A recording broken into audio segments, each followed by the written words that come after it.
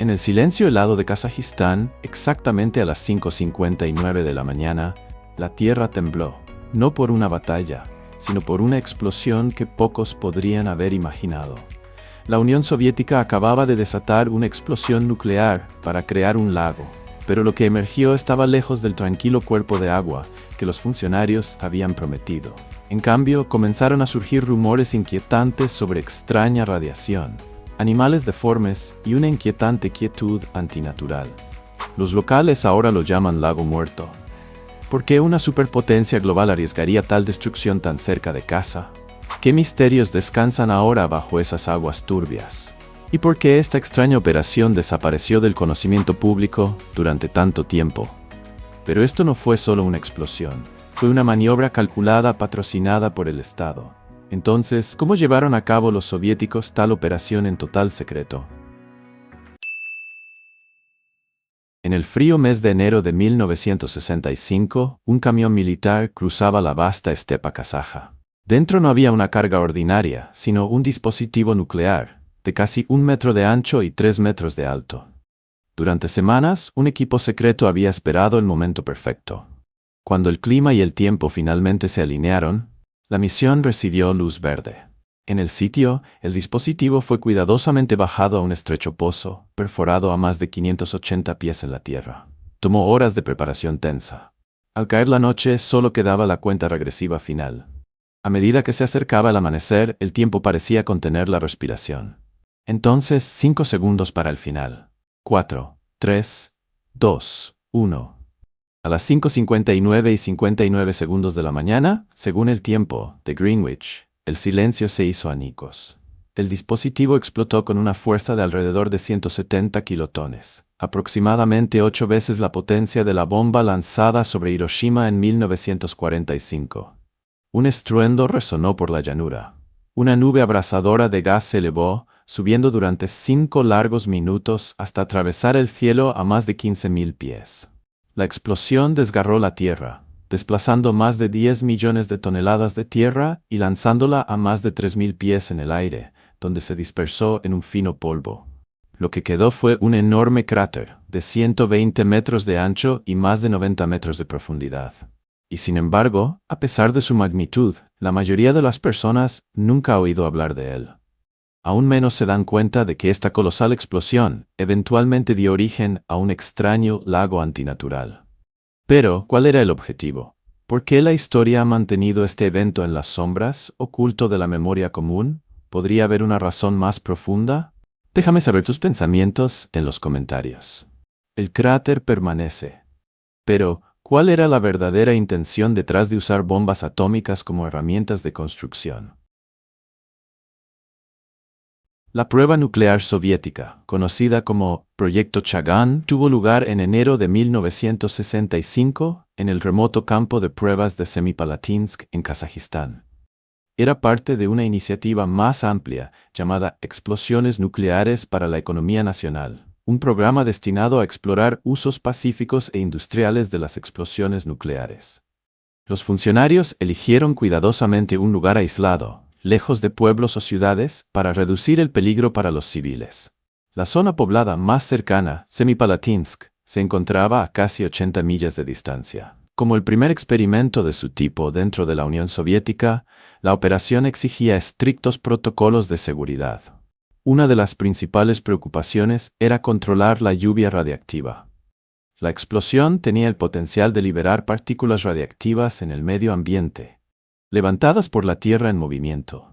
Para este punto de la historia, los severos riesgos de las armas nucleares ya eran bien conocidos. Dentro de la vasta zona de pruebas, los científicos seleccionaron una sección seca del río Chagán. El sitio era ideal para formar un lago artificial. Los ingenieros planeaban inundar el cráter usando el deshielo de primavera, y su estrategia finalmente funcionó. Ivan Turin, el ingeniero jefe, comentó más tarde sobre lo impactante que se veía el resultado, nada parecido a lo que había visto en otros sitios nucleares. Aproximadamente 50 días después de la detonación, una vez que el polvo se asentó y los niveles de radiación bajaron, comenzó la siguiente fase. Equipos llegaron con maquinaria pesada. Su objetivo era tallar un canal que guiara el agua del río hacia el cráter antes del deshielo de primavera. Usaron explosivos convencionales y herramientas industriales para completar el trabajo. Las estimaciones varían, pero los informes sugieren que entre 180 y 300 trabajadores participaron. Su esfuerzo fue intenso y el trabajo se mantuvo en la línea. Las autoridades soviéticas lo presentaron como un avance, un uso pacífico de la energía atómica. Pero, ¿realmente fue un paso hacia un futuro más brillante o había algo más preocupante oculto tras la cortina de la ciencia? Antes de continuar, tengo una solicitud especial de 10 segundos para todos ustedes que están escuchando. Si pueden ayudarme de alguna manera, solo presionen la campana de notificaciones y denle al botón de suscribirse. Ayuda mucho a este canal. Y si lo hacen, haré todo lo posible para mejorar este programa para ustedes. ¿Trato? Un cráter renacido como un lago. Un arma transformada en una herramienta de crecimiento. Y detrás de todo, no una misión de conquista, sino de supuesto progreso. En los tensos primeros años de la Guerra Fría, en lo profundo de los círculos de investigación de la Unión Soviética, surgió una idea audaz. ¿Y si la energía nuclear pudiera usarse no para la guerra, sino para construir? Esta idea no era solo teoría. Se convirtió en política nacional. El 16 de mayo de 1950, Joseph Stalin firmó una orden oficial para explorar usos pacíficos de la energía atómica. Esto ocurrió poco después de la primera prueba nuclear de la Unión Soviética, que terminó con el control exclusivo de los Estados Unidos sobre las armas nucleares. A medida que la carrera armamentista se aceleraba, los líderes soviéticos comenzaron a imaginar la energía nuclear no solo como un arma, sino como un recurso para su sociedad. Así comenzó la iniciativa Átomos para la Economía Nacional. Su visión guía se difundió a través de un poderoso eslogan público: un átomo pacífico en cada hogar. Esa frase capturó el espíritu de los años 50 y 60, una época marcada por grandes sueños y ambición científica. Esta fue la misma era que dio la apertura de Obninsk en 1954, la primera planta de energía nuclear del mundo. Mientras Obninsk simbolizaba energía limpia para las ciudades, otros experimentos miraban hacia la naturaleza, donde las explosiones nucleares podrían remodelar la Tierra misma. Un enfoque importante fue el agua, específicamente, cómo resolver la escasez de agua en Asia Central. El concepto era crear cráteres profundos que pudieran convertirse rápidamente en embalses, llenos por las inundaciones de primavera. Los planificadores soviéticos esperaban crear hasta 40 lagos artificiales en Kazajistán, cada uno capaz de almacenar entre 32 y 37 mil millones de galones de agua. En teoría era rápido y eficiente, pero en la realidad surgieron problemas. Incluso las explosiones nucleares pacíficas liberaban radiación. La tierra lanzada al cielo podía esparcir contaminantes lejos del sitio. Aunque los lagos parecían naturales, muchos eran demasiado radiactivos para la agricultura, la pesca o el consumo humano. Con el tiempo, estas esperanzas se desvanecieron. El sueño de usar explosiones atómicas para el desarrollo comenzó a sentirse más como una apuesta.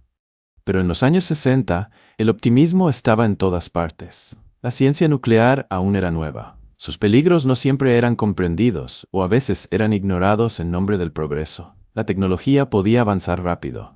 La naturaleza, sin embargo, tenía su propio ritmo, y cuando la vida salvaje regresó a estos lagos contaminados, los resultados fueron tanto extraños como inquietantes. A medida que amanecía la era atómica, la Unión Soviética rápidamente siguió a otras potencias globales en la construcción de sus capacidades nucleares.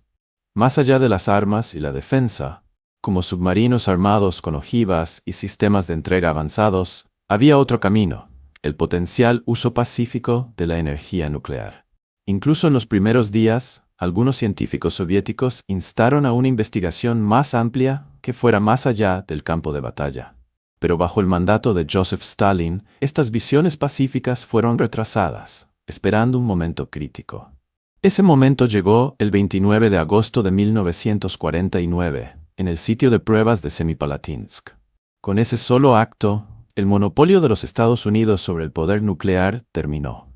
Poco después, los planificadores soviéticos comenzaron a ver la tecnología nuclear no solo como un arma, sino como una herramienta para el progreso. Un decreto gubernamental, firmado el 16 de mayo de 1950, allanó el camino para experimentos atómicos destinados a ayudar a la sociedad, lo que eventualmente llevó a la primera planta de energía nuclear del mundo en la ciudad de Obninsk. Oculto entre estos esfuerzos había una idea más silenciosa y experimental: usar explosiones nucleares para la construcción civil. Una de esas pruebas fue el proyecto Chagán, que formó un lago dentro de un cráter quemado. Los informes oficiales de la era soviética afirmaban que los niveles de radiación bajaron drásticamente solo semanas después de la explosión. Los datos archivados describían el suelo y el agua como adecuados para un uso limitado, pero pocos grupos independientes fueron autorizados a verificar estas afirmaciones. En un documental soviético, el lago Chagán fue retratado como una historia de éxito escénica. Un alto funcionario fue incluso filmado nadando en sus aguas. Más tarde, los científicos intentaron poblar el lago con diversas formas de vida: peces, anfibios, moluscos, reptiles y plantas acuáticas. Al principio, algunos sobrevivieron, pero estudios más prolongados revelaron resultados preocupantes: crecimiento deformado, problemas reproductivos y colapso poblacional con el tiempo. Eventualmente, para el año 1974, el proyecto fue abandonado. La naturaleza había hablado. La mayoría de las especies introducidas no lograron prosperar, y muchas mostraron serios daños genéticos a lo largo de las generaciones. El sueño de construir un lago pacífico con fuego atómico se había convertido en una advertencia biológica.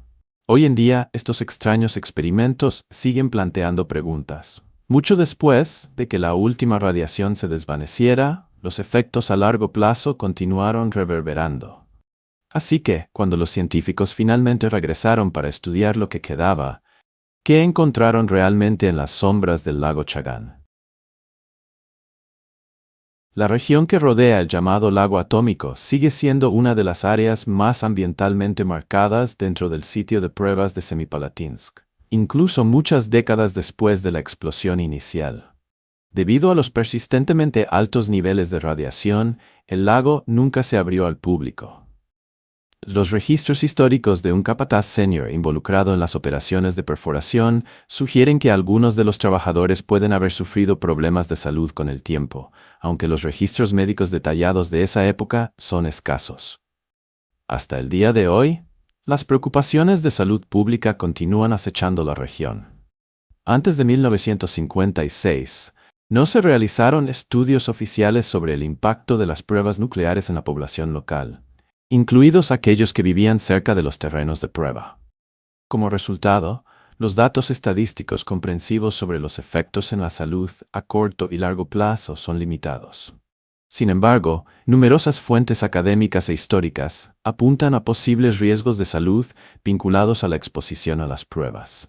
De particular preocupación son las trazas residuales de plutonio 239 encontradas en ciertas áreas, un isótopo radiactivo con una vida media extremadamente larga de alrededor de 240.000 años. El objetivo original del proyecto era crear un embalse sostenible para la agricultura, pero los resultados estaban lejos de ser ideales. Durante el deshielo de primavera, el cráter se llenó de agua, formando un lago temporal de aproximadamente 3 a 6 pies de profundidad. Sin embargo, el agua se evaporó en verano, y los locales comenzaron a evitar el área, citando temores de seguridad. Con el tiempo, este lago se convirtió en un símbolo de consecuencias imprevistas. El cercano río Chagán eventualmente cambió su curso, evitando el cráter por completo. Los primeros visitantes al sitio lo describieron como desolador e inquietante, con tierras áridas y agua estancada y oscura, evocando la imagen de un lugar abandonado por la vida. Pero los efectos de la explosión se extendieron más allá del área inmediata. Los informes sugieren que las partículas radiactivas pueden haber viajado mucho más allá del sitio, afectando regiones vecinas. Los cambios atmosféricos y las perturbaciones geológicas, causadas por el calor extremo y la presión, pueden haber propagado la radiación. Algunos estudios indican que una nube radiactiva podría haber alcanzado hasta 11 asentamientos cercanos, hogar de alrededor de 2.000 personas. Las estimaciones científicas sugieren que la exposición a la radiación en las tiroides de las personas que viven en las áreas más afectadas puede haber superado con creces los umbrales seguros a largo plazo, poco después de la explosión. También se informa que alrededor de 300 trabajadores probablemente estuvieron presentes durante las primeras consecuencias, aunque los registros oficiales siguen siendo inciertos debido a la naturaleza clasificada de la operación. Y mientras la Unión Soviética llevó a cabo estas pruebas, surge la pregunta: ¿tomaron sus rivales de la Guerra Fría, como los Estados Unidos, riesgos similares con sus tierras y su gente en su propia búsqueda del progreso atómico? Lo que ocurrió en el lago Chagán no fue un experimento aislado. Fue parte de un esfuerzo global más amplio que tanto la Unión Soviética como los Estados Unidos perseguían durante la Guerra Fría. En laboratorios y remotos sitios de prueba, ingenieros de ambas superpotencias exploraron una pregunta provocativa. ¿Podrían las detonaciones nucleares usarse para fines pacíficos y no militares? Entre los años 1971 y 1988, la Unión Soviética llevó a cabo 124 llamadas explosiones nucleares pacíficas.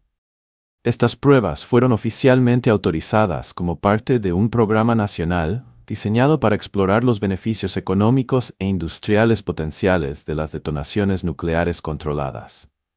La última prueba soviética tuvo lugar el 6 de septiembre de 1988, en la región de Arkhangelsk, donde se detonó una carga de 8.5 kilotones a aproximadamente 8 pies bajo tierra para estudiar los efectos sísmicos en la corteza terrestre. Según el Centro Nuclear Federal ruso, estos experimentos fueron diferentes a cualquier otro realizado en el mundo. El enfoque del programa iba más allá de simplemente detonar dispositivos nucleares. Buscaba remodelar paisajes enteros para uso industrial. Se probaron explosiones nucleares por su potencial para ayudar en la extracción de petróleo y gas, formar lechos de ríos y zanjas, y al igual que en el lago Chagán, crear embalses artificiales. Un ejemplo notable proviene de Bashkiria, en los montes Urales. Allí, se utilizó energía nuclear para acceder a un terco campo petrolero que había resistido los métodos de extracción tradicionales. Los informes de esa época sugerían que la tasa de extracción se disparó después de la prueba. Cuando el campo se agotó más tarde, se utilizó la misma técnica nuevamente años después con resultados similares. El gobierno soviético enmarcó estos esfuerzos como un uso responsable de la energía nuclear para impulsar la economía. Mientras tanto, al otro lado del Océano Atlántico, los Estados Unidos lanzaron su propia versión de investigación nuclear pacífica en 1957 con el proyecto Plowshare. Durante los siguientes 16 años, se llevaron a cabo 27 explosiones nucleares en varios lugares, desde Nevada hasta Alaska. Estas pruebas tenían como objetivo determinar si las explosiones nucleares subterráneas podrían usarse para excavaciones a gran escala y producción de energía. Algunos de estos esfuerzos vieron un éxito limitado, pero muchos enfrentaron desafíos significativos. En un caso, el proyecto Rulison en 1969 involucró una explosión subterránea de 40 kilotones en Colorado, destinada a liberar gas natural de formaciones rocosas. Si bien el gas fluyó, se descubrió más tarde que estaba contaminado con radiación, lo que lo hacía inapropiado para uso comercial. Un problema similar surgió durante el proyecto Gas Buggy en Nuevo México, en 1967. Si bien las pruebas soviéticas generalmente tuvieron mayores rendimientos, los documentos del Departamento de Energía de los Estados Unidos sugieren que las pruebas americanas a veces producían más subproductos radiactivos, debido a diferencias en el diseño de los dispositivos y las medidas de seguridad implementadas. En total, tanto la Unión Soviética como los Estados Unidos llevaron a cabo más de 150 pruebas nucleares bajo iniciativas de uso pacífico, no en campos de batalla, sino en zonas agrícolas e industriales, y en algunos casos cerca de áreas pobladas. El objetivo constante era claro: usar energía nuclear para llevar a cabo tareas que de otro modo tomarían meses utilizando métodos tradicionales. Sin embargo, los efectos de estas pruebas a menudo se extendieron mucho más allá de los beneficios previstos. Algunos sitios fueron declarados seguros y monitoreados regularmente, mientras que otros fueron abandonados silenciosamente. Entonces, ¿qué pasó con los sitios de estos experimentos nucleares? ¿Qué verdades aún guardan bajo su superficie? Suscríbete para más historias olvidadas de la era atómica, donde la realidad a menudo es más extraña que la ficción, y la historia deja sus marcas radiactivas. Aunque las pruebas han terminado, el lago permanece. ¿Cómo se ve hoy y qué secretos ocultos aún guarda bajo sus aguas tranquilas? La prueba nuclear en el lago Chagán puede haber terminado en 1965, pero sus efectos ambientales perduran hasta el día de hoy. Más de 50 años después, el lago aún contiene agua y se erige como un recordatorio contundente de la experimentación atómica de la era de la Guerra Fría. Después de la prueba, cuando llegó el deshielo de primavera, el cráter se llenó lentamente de agua, formando un embalse artificial que puede contener hasta 5.2 mil millones de galones. En la superficie, puede parecer cualquier otro lago remoto, tranquilo y pacífico, pero los estudios ambientales revelan que el agua aún lleva trazas de radiación de la explosión. Si bien algo de vegetación ha regresado a partes de la costa, el área en su conjunto sigue siendo mayormente árida. Según el Centro Nacional Nuclear de Kazajistán, el lago Chagán es considerado una de las zonas más afectadas por pruebas nucleares pasadas. Informes del Instituto de Seguridad Radiológica y Ecología muestran que las muestras de agua del lago aún exhiben niveles de radiación aproximadamente 100 veces más altos de lo que se considera seguro para el consumo humano. A pesar de estas advertencias, algunos residentes locales continúan pescando en sus aguas. La especie principal en el lago es la carpa, un pez resistente conocido por su resistencia. Sin embargo, estudios han encontrado que estos peces pueden contener niveles más altos de isótopos radiactivos de lo normal, debido a sus hábitos alimenticios y los sedimentos contaminados que ingieren. Las autoridades desaconsejan fuertemente comer pescado del lago. El área que rodea el lago, extendiéndose aproximadamente de 2 a 3 millas desde sus orillas, se conoce como zona de contaminación residual. Aquí, los niveles de radiación en el suelo y el aire permanecen altos, lo que provoca un monitoreo ambiental continuo. Además, el agua del cercano río Chagán, que fluye cerca del lago, a veces se utiliza para fines agrícolas. Esto plantea preocupaciones sobre la posible exposición a la radiación a través de cultivos y ganado. La exposición a largo plazo a la radiación puede tener serias consecuencias para la salud. Sin embargo, los estudios de salud comprensivos sobre la población local son limitados, y no hay un registro completo de los impactos a largo plazo en las personas que viven en la región. A lo largo de los años, los locales han dado al lago varios nombres, como Adam Cole, que significa lago atómico, y lago muerto, reflejando las preocupaciones continuas sobre sus efectos ecológicos y en la salud. Originalmente concebido como un símbolo de progreso a través de la tecnología nuclear pacífica, el lago ahora sirve como un recordatorio sombrío de las consecuencias imprevistas de tales experimentos. Querido amigo, si te parece interesante el video de hoy, no dudes en darle al botón de me gusta para que sepa que lo estás disfrutando. Y si aún no te has suscrito al canal, adelante, hazlo ahora. Creo sinceramente que hay muchas cosas emocionantes esperándote. Tu apoyo no es solo un simple clic, es la motivación que nos impulsa a seguir trayéndote historias cautivadoras y viajes fascinantes de todo el mundo. En este momento, en tu pantalla, hay otro video que estoy seguro te encantará. Haz clic en él y sigamos explorando juntos. Gracias por tomarte el tiempo de ver el video de hoy. Nos vemos en nuestra próxima aventura. Gracias por unirte a nosotros. Deja un comentario, dale me gusta y no olvides suscribirte para ver más videos interesantes. Nos vemos en el próximo video.